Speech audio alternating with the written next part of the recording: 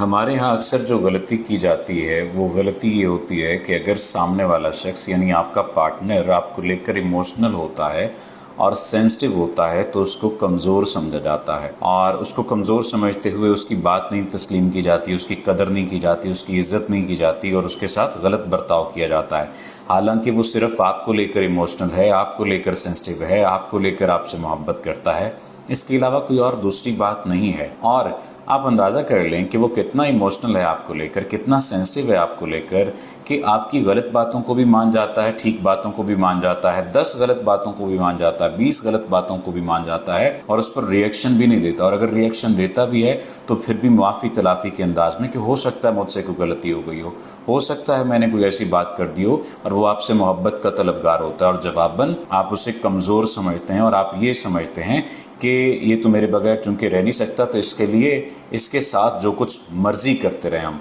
या जो कुछ भी कर दें ये खामोश रहेगा। देखें, वो आपसे ज़्यादा ताकतवर है तो वो आपको लेकर इमोशनल है, वो आपसे ज़्यादा ताकतवर है तो आपको लेकर वो सेंसिटिव है, वो आपसे ज़्यादा ताकतवर है तो आपकी की गई गलतियों को वो माफ़ भी कर रहा है और माफ़ करने के बाद आपके साथ चल भी रहा है। इसलिए उसे बेवकूफ़, उसे जज्बाती बेवकूफ़ और हसास होने के साथ साथ बहुत ज़्यादा बेवकूफ़ इस हद तक ना समझ लीजिए कि वो फिर अक्लमंद हो जाए और फिर आपको कोई पूछने वाला ना हो। हम अक्सर व बेशतर गलती ही ये करते हैं कि जो हमसे मोहब्बत करने वाले होते हैं हम उन्हें बेवकूफ़ समझते हैं कि देखो मैं तो इसके साथ इतना गलत कर रहा हूँ, फिर भी ये शख्स मेरे साथ कितना ठीक है। अब उसका कितना ठीक होना उसका ज़मीर है या उसका ज़र्फ़ है, और आप उसके कितने ठीक होने के बाद उसके साथ क्या सलूक कर रहे हैं ये आपका ज़र्फ़ है और आपका ज़मीर है। अपने ज़मीर की आवाज़ को सुनते हुए अपने ज़र्फ़ को थोड़ा सा बड़ा करें, बजाय इसके कि वो शख्स जो आपसे मोहब्बत करता है, जो आपको लेकर इमोशनल है, जो आपको लेकर सेंसिटिव है,